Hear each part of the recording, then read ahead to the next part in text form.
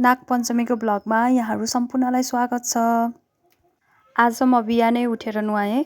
मम्मीले घर सरसफाइ गरेर ढोकामा अङ्खराहरू राखेर पूजा गरिसक्नु भएको रहेछ। अनि घरमा आज नागको पूजा गर्नको लागि तयारी गर्दै हुनुहुन्थ्यो। मैले पनि नागलाई चढाउनको लागि प्रसाद बनाउन लागेँ। हामीले चाहिँ यसरी चामलको पिठो पिसेर बेसार हालेर अनि पानी हालेर मोल्छौँ र अलि गिलो गिलो बनाएर त्यसलाई आगोमा पकाउँछौँ। आगो फुकिराखेको थियो अनि मैले ताप्के लगाएर बसालेँ। अनि धानको लाबा फुट्न थालेँ। धानको लाबा पनि हामीले नागलाई चढाउँछौँ। चाहिँ एकैछिन भुर्र बाहिर निस्किन्छ है। अनि त्यही भएर मैले त थोरै हालेर यसरी चलाएको पट्किँदै थियो अनि फुरुर निस्किन थाल्यो है। लाबा त सेत्तै गरेर कस्तो मजा आउँछ कि हेर्न पनि फुरुर निस्किन्छ। अनि लाबालाई राखेर अब रोटी पकाउन थालेँ। फेरि रोटी पकाउनको लागि चाहिँ हामीले गाईको घिउ युज गर्छौँ र अघि मैले बनाएको चामलको पिठोले रोटी बनाउँछौँ। यसरी सानो सानो गरेर हाल्ने, यसलाई हामीले पैसा रोटी भन्छौँ। एकदम मिठो हुन्छ कि यो खाना पनि र महँगो बसाउँछ पनि गाईको घिउ युज गरेको भएर। साथीहरू यो पैसा रोटी पकाउन चाहिँ अलि होसियार भएर पकाउनुपर्छ है। फेरि त्यहाँ घिउ राख्यो भने त आगो वारवारी बोलिदिन्छ त्यही भएर यसरी बाहिर निकालेर थोरै थोरै गरेर हाल्न पर्यो।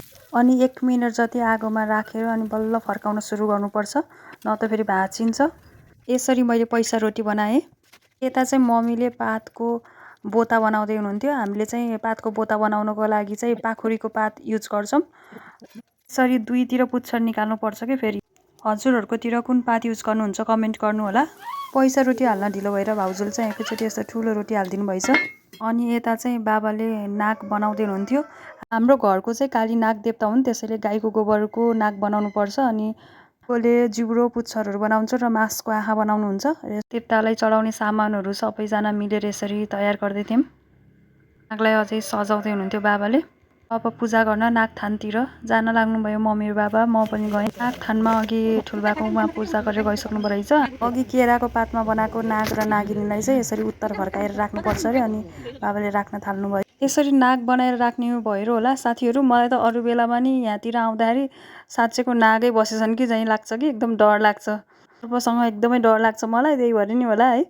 अनि अब गणेश पूजा गर्न थाल्नुभयो। सबैभन्दा पहिला हामीले नागको पूजा गर्नुभन्दा नि अगाडि गणेशको पूजा गर्छौँ। हे परमेश्वरी श्री गणेशाय नमः।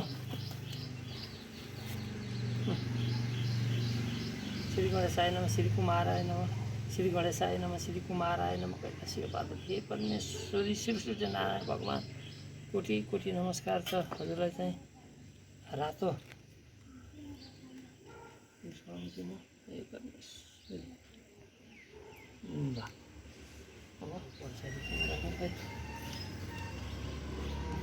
त पुग्छन् होला है।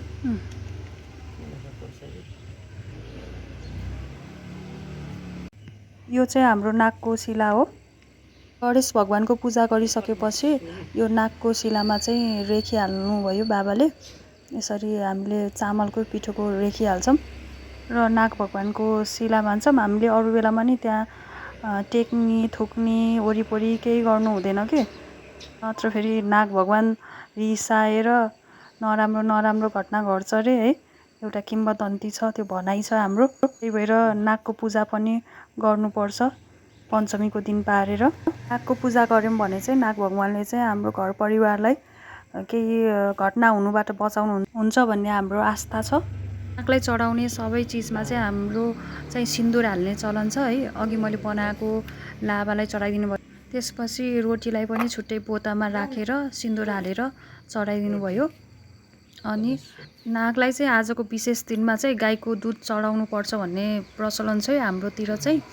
अनि यसरी अघिको बोतामा चाहिँ गाईको दुध राखेर गाईको दुधमा पनि फेरि सिन्दुर मिसाएर चढाउनु पर्छ। फेरि नागलाई दुध राखिदिएको देख्दा एउटा कविता याद आउँछ कि बच्चामा पढेको है। दुधै पान गरे पनि सर्प छाड्दैन विष फाल्न, समथिङ के थियो कि त्यस्तै। हजुरहरूले नि सुन्नुभएको छ होला नि त्यो कविता। नागलाई चाहिँ अझै के चढाउनु पर्छ कि बोतामा छुट्टै खाने पानी चुट्ने पानी भनेर नि चढाइदिनुहुन्छ है हाम्रो घर यतातिर चाहिँ। अब यति गरेपछि त नागलोकमा नाग देवताहरू सबैजना प्रसन्न हुनुभयो होला भन्ने आशा छ हाम्रो चाहिँ। धजा फुलमालाहरू पनि चढाइदिन लाग्नुभयो। अब नागलाई चाहिँ कोइलामा धुपी र गाईको घिउ मिसाएको धुप हालिदिन लाग्नुभयो। धुपमा पनि सिन्दुर मिसाउनुहुन्छ कि हाम्रो नागपञ्चमीको दिनमा चाहिँ। श्री गणेशाय नमः श्री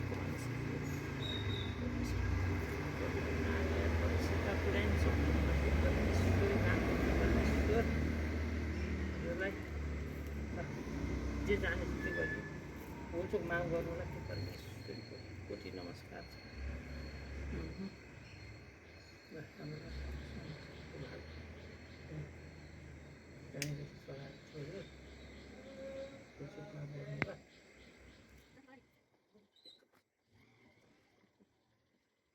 धुप बालिसकेपछि हाम्रो पूजा चाहिँ सकिन्छ। अनि अब हामी चाहिँ घर जान लागिरहेको नाङ्लोमा मम्मीले चाहिँ अघि बालेको बत्ती ननिभाइकन भित्र पूजा कोठामा ल्याएर राख्नुहुन्छ।